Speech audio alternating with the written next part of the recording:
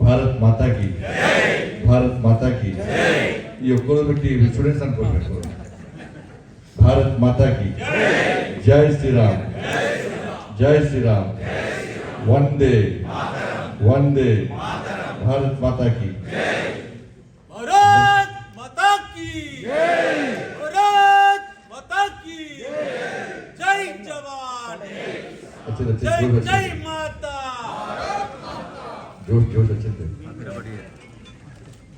అందరికీ నమస్కారం తెలంగాణ ప్రాంత ఉపాధ్యాయ సంఘం ఆధ్వర్యంలో ఈరోజు నిర్వహిస్తున్నటువంటి గురువందన కార్యక్రమానికి సభాధ్యక్షత వహిస్తున్నటువంటి గౌరవ పెద్దలు శ్రీ కట్టా రాజేశ్వర్ గారు జిల్లా అధ్యక్షులు, అదేవిధంగా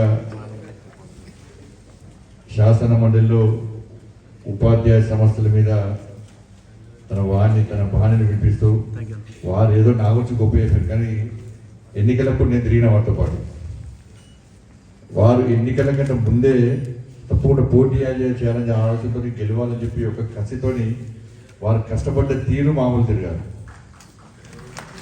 టికెట్ అనౌన్స్ చేసిన వెంటనే వారికి గెలుపు తథ్యమైపోయింది.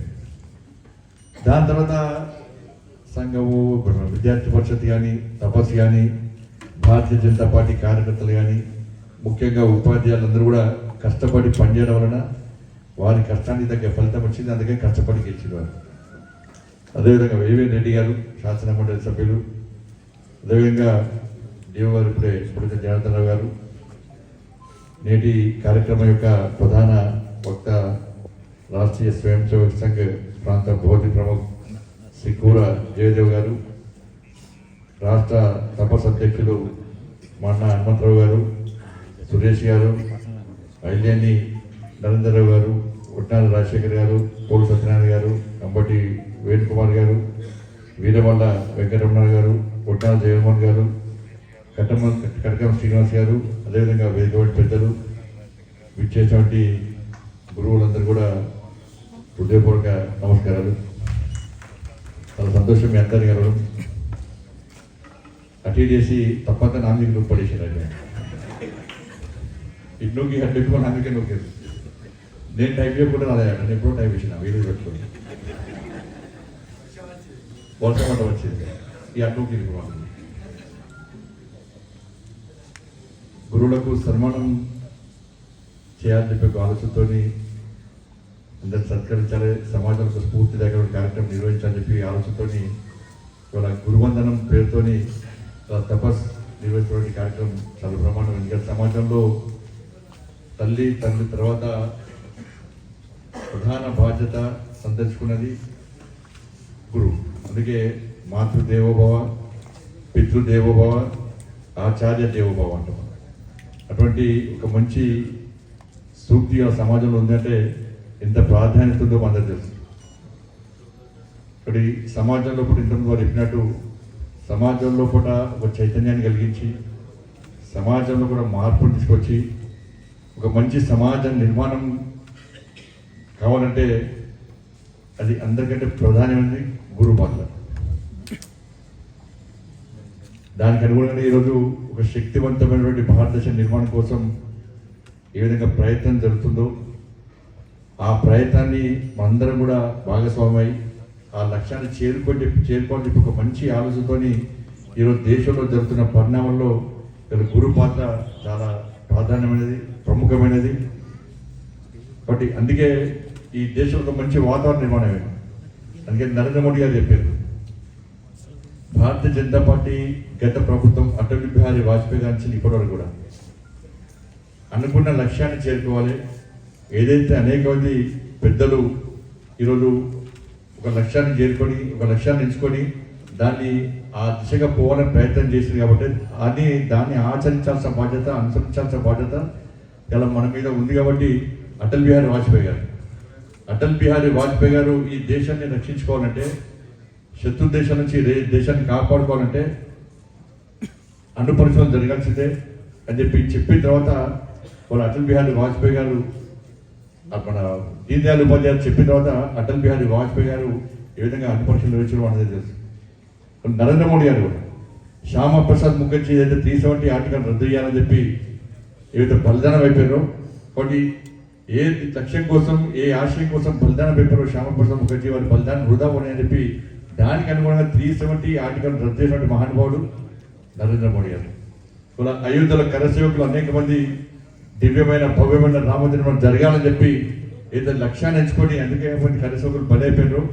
కరసేవకుల లక్ష్యాన్ని నెరవేర్చిన వ్యక్తి నరేంద్ర మోడీ గారు. వాళ్ళ త్రిపుల్ తలాక్ పేరుతోని వాళ్ళ మహిళలు ఇబ్బంది పడుతుంటే అనేక మంది ముస్లిం పెద్దలు దీనికోసమే పోరాటం చేసిన తర్వాత వాళ్ళ లక్ష్యంలో మనం చేరుకోవాలని చెప్పి వాళ్ళని కూడా కాపాడుకోవాలని ఉద్దేశంతో త్రిపుల్ తలాక్ రద్దు చేసిన మహానుభావుడు నరేంద్ర మోడీ గారు. ఇట్లా అనేక అంశాలను కూడా గతంలో అనేక మంది పెద్దలు మన ముందు కొన్ని లక్ష్యాలు ఉంచారు, దాన్ని వారు నెరవేర్చలేకపోయారు. కాబట్టి ఇప్పుడు మనం బాధ్యత తీసుకున్నాం కాబట్టి మనం ఆ బాధ్యత నిర్విఘ్నంగా కొనసాగించాలని చెప్పి ఆలోచిస్తున్నారు. ఇప్పుడు కూడా స్వామి వివేకానంద గారు కలగన్నాడు, తల్లి భారత మాత విశ్వగురు స్థానంలో ప్రతిష్ఠించిన అద్భుత సన్నివేశాన్ని నేను కళ్ళారా చూస్తున్నా అని చెప్పి ఆ రోజు స్వామి వివేకానంద మహారాజ్ ఏ విధంగా కలగన్నాడో ఆ కళను సాకారం చేయడమే లక్ష్యంగా ఈ రోజు నరేంద్ర మోడీ గారి ప్రభుత్వం ఏ విధంగా ముందుకు పోతుందో మనం అర్థం చేసుకోవాల్సిన అవసరం. ఎందుకంటే ప్రపంచంలో ఇవాళ భారతదేశానికి ఇంత ప్రాధాన్యత ఇంత ప్రాముఖ్యత వస్తుందంటే దేని వల్ల వస్తుందో మనం ఆలోచించాల్సిన అవసరం ఉంది. కాబట్టి అన్ని విషయాలు కూడా మనం ముందు పోతున్నాం. కానీ దురదృష్టవశాత్తు దేశంలో ఒక రకంగా ఉంటే తెలంగాణలో ఇంకో రకమైన పరిస్థితి ఏమైందంటే పేదరికలు పోయినటువంటి అయిపోయిన పరిస్థితి. కానీ తపస్సు గొప్పతనం. సరే, ఒక లక్ష్యంతో తపస్సు మనం ప్రారంభించుకున్నాం. మనం సమాజం లోపల ఉపాధ్యాయ రంగం లోపల విద్యార్థుల లోపల ఒక జాతీయ భావజాలాన్ని పెంపొందించి ఏదైతే శక్తివంతం భారతదేశ నిర్మాణం అంటున్నారో దాన్ని మనం కూడా ఈ విధంగా మనం మన సంస్థలో మన క్షేత్రంలో ఆ విధంగా తయారు అని చెప్పి ఒక మంచి ఆలోచనతో మనం తపస్సును ప్రారంభిస్తాం. అదే లక్ష్యంతో ముందు పోతున్న సంస్థ తపస్సు తెలంగాణ ప్రాంత ఉపాధ్యాయ సంఘం. నాకైతే గొప్ప అనిపిస్తుంది అంటే 317 జీవో తెలుసు మీ అందరికి. ఆ జీవో అంటేనే మీకు కోపం వస్తుంది, కానీ కొన్న ఓట్లేదు ఇటాల్సి అటువంటి కోపం వచ్చింది 317 జీవో అంటే మీ అందరికి. కానీ ఓటు వేసినప్పుడు ఎందుకో మేము గుర్తురాలే. మనకు డిఎల్ గుర్తొచ్చినాడు, టీఎల్ గుర్తొచ్చినాడు. ఇప్పుడు ఆ డిఎల్ ఇచ్చినా మీకు డిఎల్ ఇచ్చినా 5 డిఎల్ ఇచ్చినా అవి గుర్తుంది రోడ్డు. కోపంతో ఇటుకుంటాల్సిన కూడా అనుకుంటుంది కదా. ఎవరు రానో వాళ్ళు ఏమైంది పరిస్థితి? ఇప్పుడు పెనుమికలు పోయినట్టు అయిపోయింది. డిఎల్ వచ్చినాయి మీకు రాలేదు, పిఆర్సీ ఇచ్చేదా ఇవ్వలేదు. ఇలా పెన్షన్ తీసుకున్న వాళ్ళు పాపం రిటైర్మెంట్ అయిన వాళ్ళు పాపం రిటైర్మెంట్ అయినాక ఎంత ఖుషి అవుతారంటే ఇప్పుడు రిటైర్మెంట్ దడదడ స్టార్ట్ అయింది. ఏదంటే ఉన్న జీతం రాలే, ఆ పెన్షన్ పైసలు రాలే. పెన్షన్ ఇక రిటైర్మెంట్ అవుతున్నట్టే పాపం ఇంత కుటుంబ సభ్యులు పెన్షన్ పైసలు వస్తాయి, ఒక బిడ్డ పెళ్లి చేయొచ్చు, ఒక ఇల్లు కొనుక్కోవచ్చు, లేకుంటే ఏదైనా వ్యాపారం చేసుకోవచ్చు అని చెప్పి ఆలోచించే పోయింది. ఇప్పుడు ఇక సంవత్సరాలు ఆఫీసు తిన్నా కూడా ఇలా వస్తారు. అప్పుడు కేసీఆర్ వేసాడు పైసలు అని చెప్పి సర్వీస్ పెంచిండు 3 years. అందరూ కేసీఆర్ పాలన ఎందుకు పెంచాడు? రిటైర్మెంట్ చేస్తే పైసలు లేవు కాబట్టి ఆ ఒక్క నెలనే దాదాపు 30,000 మంది 20,000 మంది రిటైర్మెంట్ సిద్ధంగా పెన్షన్ పైసలు రిటైర్మెంట్ పైసలు లేవు అంటే సర్వీస్ పెంచాడు. దాన్ని కొన్ని సంఘాలు ఏం చేసినాయి, కేసీఆర్ ఇంద్రుడు చంద్రుడు 10 లక్షలు చేసినాయి. పెన్షన్ పైసలు కూడా వచ్చే పరిస్థితి లేదు వాళ్ళు. ఇక మీరు చూడండి, ఇంకొక 2 నెలల మీకు ఫస్ట్ నాడు జీతాలు వచ్చే పరిస్థితి లేదు. కానీ ఇవన్నీ కేసీఆర్ పాలన ఇవన్నీ వచ్చినాయంటే దానికి కారణం కేవలం భారతీయ జనతా పార్టీ. మీకు ఫస్ట్ నాడు జీతాలు వస్తే మేము పాదయాత్ర చేసినప్పుడని మా కిషన్ రెడ్డి గారు మా నాయకులందరూ కూడా మేము ఊరికే ఫస్ట్ నాడు జీతాలే ఇయ్యలేని ప్రభుత్వం, అసమర్థ ప్రభుత్వం అని మేము తిట్టిన తర్వాత మీకు జీతాలు వస్తుండే. ఎప్పుడు యుద్ధాన్ని ప్రారంభించినా మాకు అండగా ఉన్నది, మా వెనుక మనం ప్రోత్సహించింది, మమ్మల్ని లేపింది, మాకు అన్నింటినీ చెప్తాం. ఇలా సంఘాలన్నీ కూడా ఆ రోజు కేసీఆర్ అడుగులకు మద్దతు, కేసీఆర్ మోచెత్తు నీళ్ళు తాగి కేసీఆర్ దావతో కక్కుర్తిపడి ఇవాళ ఉపాధ్యాయులను మోసం చేసిన సంఘాలు ఇవాళ సమాజంలో పడుతుంది. ఉపాధ్యాయ సమాజం ఆలోచించాలి. ఉపాధ్యాయ సంఘం నాయకులు, ఉపాధ్యాయ సంఘం పెద్దలు ఎవరి కోసం పనిచేశారు? ఇన్ని రోజులు ఉద్యమాలు చేస్తే మీరు తెలంగాణ రాష్ట్రంలో ఇలా మీరు సమ్మె చేస్తేనే కదా, సకల జనులు సమ్మె చేస్తేనే తెలంగాణ రాష్ట్రం వచ్చిందని నాలాంటి రాజకీయాలు అందరూ చెప్తారు.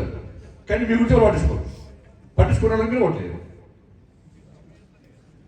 సకల జన సమ్మె చేసిన బ్రహ్మాండం చేసిన ఉపాధ్యాయులు ఉద్యోగులు లేకుంటే తెలంగాణ ఎక్కడ మనమే అంటాం. వాస్తవం కూడా కానీ చెప్పేటోళ్ళు ఒక చెప్పేది చెప్తారు కానీ మీరు సమస్య వచ్చి మాట్లాడరు వెళ్ళారు. కేసీఆర్ చర్చల వీళ్ళు అందరూ పోదురు, ఉపాధ్యాయ సంఘ నాయకులు పోదురు. అక్కడ కోడి కూర, మటన్ కూర, చికెన్ కూర, తలకాయ కూర, బోటి. ఆ కేసీఆర్ ఏం చేస్తాడు తెలుసు, ఇంతమంది చెప్పిన చర్చల కానీ పిలుస్తారు. వీళ్ళు కొత్త బట్టలు వేసుకొని పోతారంట. ఆ ప్రగతి భవన్ పోయినాక ఏమవుతుందంటే ఆ మూడు సీసీ కెమెరాలు ఉంటాయి అన్ని, మొత్తం సీసీ కెమెరాలు. కేసీఆర్ కానీ ఎవరు ఓడి కానీ సీసీ కెమెరాలు బాగుంటాయి ఆడ. ఆ సీసీ కెమెరాలు చూసినాక ఈ ఉపాధ్యాయ సంఘ నాయకులు, ఉద్యోగ సంఘ నాయకులు లోపలికి పోయినాక ఏమైందంటే ఆ సీసీ కెమెరాలు చూస్తాడు. చూసి బయట అర్ధగంట బయట కూర్చోబెడతాడు. మనం ఓటర్ పోతే ఏం చేస్తాం, ఫస్ట్ రాగానే వాటర్ గ్లాస్ పెడతాడు, తర్వాత నీళ్లు తీస్తాడు. ఎందుకంటే అక్కడ రెడీ కాదు, ఆర్డర్స్ రెడీ కాదు కాబట్టి. నెక్స్ట్ ఆనియన్స్, క్యారెట్ తెస్తాడు పెడతాడు. తర్వాత మెల్లగా ఇప్పుడు వెళ్ళి స్టార్ట్ చేస్తాడు. ఈ కేసు రెడీ చేస్తాడు. ఎందుకంటే ఫస్ట్ సీసీ కెమెరాలు చూస్తాడు. అక్కడ తీసుకొచ్చి వాళ్ళ ముందు కూర్చోబెడతాడు. తర్వాత ఒక గంట తర్వాత ఏం చేస్తాడంటే చలో తినిపోండి అంటాడు. వీళ్ళు తిన్నాక చర్చ, దేవుడి చర్చ చర్చ అది తిండి మీద పడుతుంది. తిండి ఏం పడుతుంది, బందోబస్తు పడుతుంది. ఫుడ్ మాత్రం అన్ని రకాల ఫుడ్, అన్ని ఐటమ్స్ పడతారు కదా. ఈ పోయిన సంఘం నాయకులు ఏం చేస్తారంటే అబ్బా ఈ కూర బాగుందిరా, ఈ బిర్యానీ బాగుందిరా, కాళేశ్వరం పెట్టినరా, పోటీ పెట్టినా చర్చ జరుగుతూనే ఉంటుంది. గంట సేపు చర్చ. ఏమో వెళ్ళినాక కేసీఆర్ సార్ బయటకు వస్తాడు. బయటకు వచ్చి బాగా తిన్నారా, ఫుడ్ బాగుందా అంటాడు. సరే మీ సమస్య నుంచి ఆలోచిస్తా పోతాడు. ఇక టీవీలో చేస్తారు బయట, ఇక బ్రేకింగ్ చర్చలు సఫలం, ఉపాధ్యాయ సంఘాలు సంతోషం వ్యక్తం చేశారు. రేపు పాలాభిషేకం. ఇన్ని సంవత్సరాలు జరిగిన చర్చలు ఏదో ఒకటి సక్సెస్ అయినా. మీరు ఉపాధ్యాయులు ఆలోచించాలి, ఉద్యోగులు ఆలోచించాలి. ఏదో ఒక చర్చ, ఇన్నిసార్లు చర్చలు వేరే ప్రతి వరకు ఇక్కడ చర్చలు సక్సెస్ అయినాయా, మీ సమస్యలు తీరినాయా, తీర్చే సంఘం మీకుందా, మీ సమస్య కొట్లాడే ధైర్యం కొట్లాడే సంఘం మీకుందా? అరే 317 జీవో కూడా ఏ సంఘం రాలేదన్న మీ దగ్గరికి, ఏ సంఘం తప్ప ఏ సంఘం. నేను మా పార్టీ కార్యకర్తలు అందరం కూడా నా పార్లమెంట్ ఆఫీస్లో కొట్లాడుతుంటే కేవలం నా ముందు కనబడేది తప్ప జెండా తప్ప వేరే జెండాలు కనబడలేదు. నాకు వేరే జెండాలు కనబడలేదు. మరి తపస్సులో పనిచేసే ఉపాధ్యాయులు కూడా ఉద్యోగస్తులే, వాళ్ళు ప్రభుత్వ ఉద్యోగస్తులే. కేసీఆర్ అనుకుంటే వాళ్ళ ఉద్యోగాలు పోతాయి, వాళ్ళ కూడా కుటుంబాలు ఉన్నాయి. కానీ తపస్సు సంఘం నాయకులు ఎక్కడ కూడా వాళ్ళ ఉద్యోగాల గురించి ఆలోచించలే, వాళ్ళ కుటుంబం గురించి ఆలోచించలే. అరే మా ఉద్యోగాలు పోతే పోని, మా కుటుంబాలు పోతే పోని, మేము తపస్సులో ఉన్నదే నేను ముఖ్యం కాదు, నా కుటుంబం ముఖ్యం కాదు, ఈ ఉపాధ్యాయ సమాజం ముఖ్యం, వాళ్ళ కోసం కొట్లాడతామని చెప్పి అన్ని తెగించి వచ్చేవాళ్ళే తపస్సు. ఇలా 200 మంది తపస్సు ఉపాధ్యాయులు నా ముందు కూడా అరెస్ట్ అయ్యారు. నాతో పాటు లోపల దెబ్బలు తిన్నది కూడా తపస్సు ఉపాధ్యాయ సంఘ నాయకులు, తపస్సు నాయకులు. కానీ ఇప్పటికీ ఉపాధ్యాయులు ఆలోచిస్తున్నారు విషయంలో. మన ఆ రోజు ఉపాధ్యాయ సంఘం నాయకులు అందరూ తెలుసుకుంటే కేసీఆర్ బెడలు మంచడం కదా.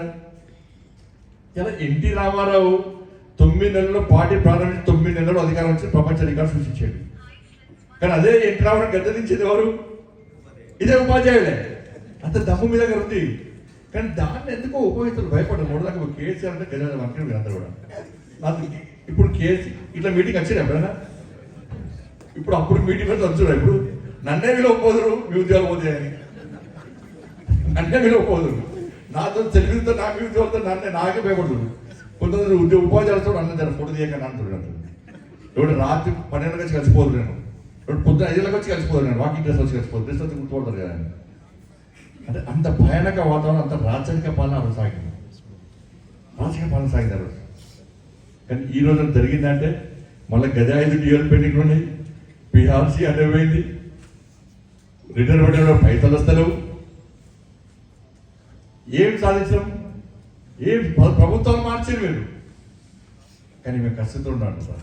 మీరు ఉపాధ్యాయులు నేను అబద్ధాలు చెప్తాను. నేను ఒక కష్టంతో ఉన్నాం మేము. 317 జీవో వల్ల అనేక మంది ఉపాధ్యాయులు ఆత్మహత్య చేసుకున్నారు, అనారోగ్యంతో చనిపోయారు, చెట్టుకోలు పుట్టకూడదు. ఆ బాధతో మేము ఏదో రాజకీయం అధికారం రావాలనుకుంటే వేరే రకంగా చేసుకోవడం. మేము ఇప్పుడు కొట్లాడితే కూడా ఓట్లు లేకపోతుంది మాకు. కానీ అప్పుడు మాత్రం ఓట్ల కోసం పనిచేయలేదు,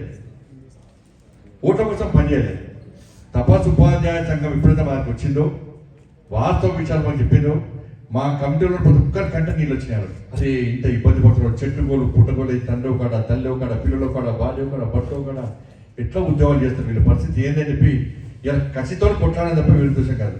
మీ తెలియదు. నేను ఆఫీస్లో మేము స్ట్రైక్ చేస్తున్నప్పుడు, ఆందోళన చేస్తున్నప్పుడు ఇదే కేసీఆర్ పోలీస్ ఆఫీసర్లో ఫోన్ చేసి ఏం చెప్పింది సార్, ఆ పోలీస్ ఆఫీసర్కు జేసీబీ పట్టుకరా, జేసీబీ పట్టుకొచ్చి ఆ గోడలు గుడగొట్టేటువంటి సీన్, ఎందుకంటే సాయంత్రం తెలిసి కదా రాత్రి 12 బజే కేసీఆర్ ఫోన్ చేసి ఒకే ఫోన్ చేస్తాడు, ఫుల్ చంపి ఫోన్ చేస్తాడు ఆయన.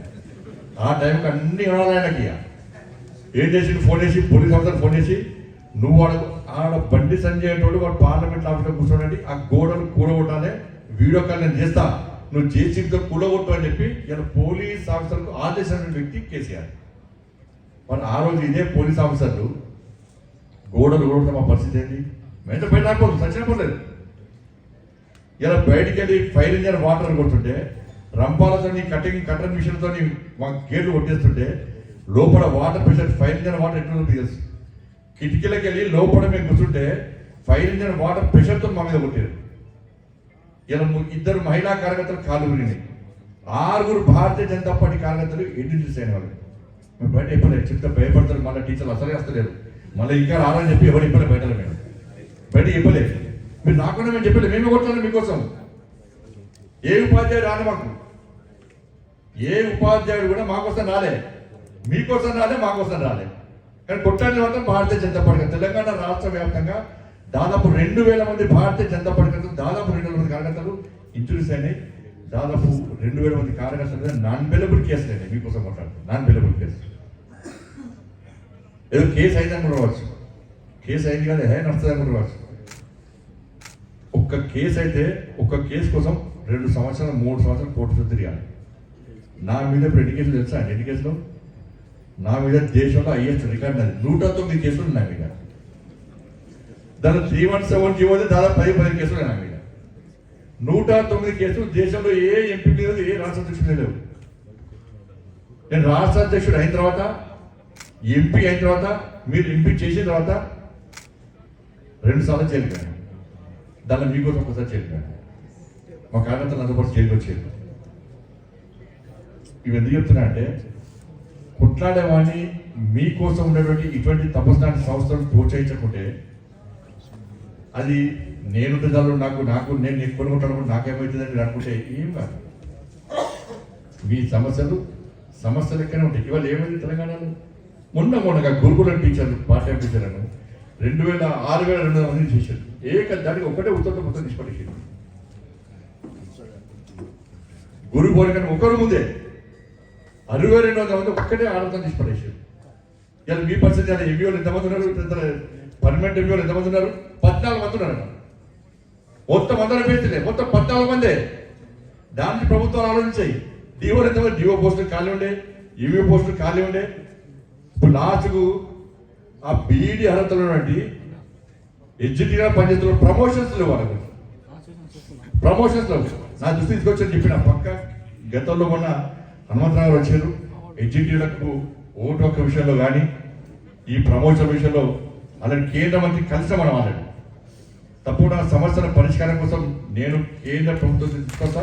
ఈ సమస్యలు పక్క పరిష్కారం అయితేనే నమ్మకం, విశ్వాసం మాకుంది. అలాంటి పోయి కలిసాం. అది మనం తపస్సు కలిసింది. మళ్ళీ వేరే సంఖ్య కలవలేదు. మళ్ళీ గుర్తుంచుకో, మళ్ళీ అటు ఒక్కరు మళ్ళీ అవి కూడా ఇక మళ్ళా మీరు ఓటగా మీరు అంటున్నారు. ఆ ఓటు పిచ్చగా ఇరుగుతారో మనం అడుగుతున్నారు. నమ్మకం పోయిందండి. అంటే నేను వార్తలు చెప్తున్నాను, స్పీచ్ అయినా కాలేదు. నా బాధ ఎప్పుడానికి వచ్చింది కావాలి. ఆ బాధ ఎప్పుడు అవకాశం మా నాకు ఇచ్చేది. టీచర్ అంటే ఎన్ని ఒకప్పుడు అందరు బతకలేక బడి పంతులు. ఇప్పుడు మంచిగా బంద్ అవుతుంది. ఇప్పుడు ఏం మాట్లాడలేదు. ఇప్పుడు సమాజంలో కూడా ఉపాధ్యాయుడు అంటే ఒక రెస్పెక్ట్. ఉపాధ్యాయ వృత్తి అంటే సమాజంలో గౌరవం. కాబట్టి గతంలో సమాజం కోసం ఏ విధంగా మార్పు తీసుకురావాలని చెప్పి మీరు ప్రయత్నం చేశారు.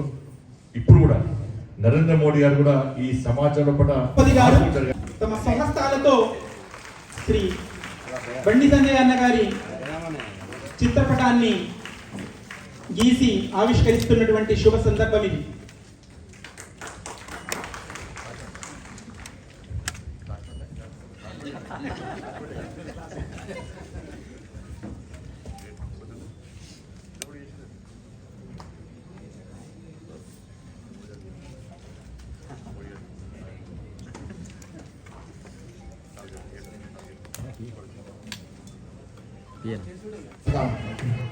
SA biology ZPHS Kondapalli Shri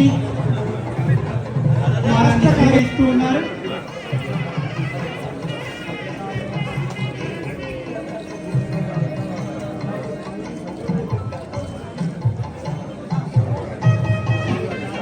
पितृ प्रजाभ्यां परिपालयन्तां न्यायेन मार्गेण महीं महिषा गोब्राह्मणेन शुभमस्तु नित्यम्। బండి సంజయ్ అన్న గారు, కేంద్ర హోంశాఖ సహాయ మంత్రి వర్యులు, పార్లమెంట్ సభ్యులు కరీంనగర్ గారు, జిల్లా శాఖ సన్మానాన్ని స్వీకరించాల్సిందిగా కోరుతాం. బండి సంజయ్ కుమార్ గారు.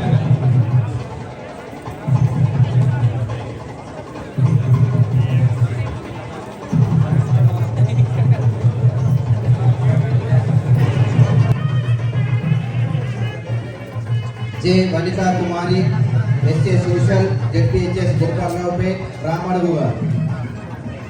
जे वनिता कुमारी एसए सोशल जेडपीएचएस गोपालरावपेट रामड़गु गारू దయచేసి తొందరగా రావాల్సిందిగా కోరుతాం.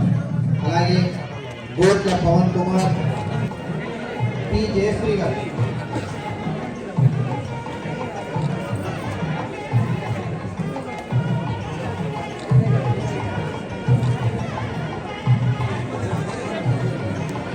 ఒప్పుల కరుణాకర్ గారు, ఎస్డిటి ఎంపీ.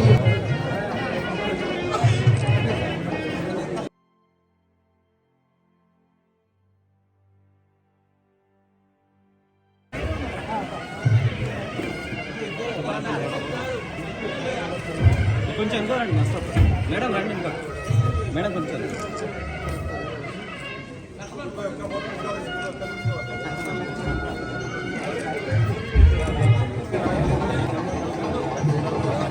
ఇంకెళ్ళండి సార్ ఇంకెళ్ళండి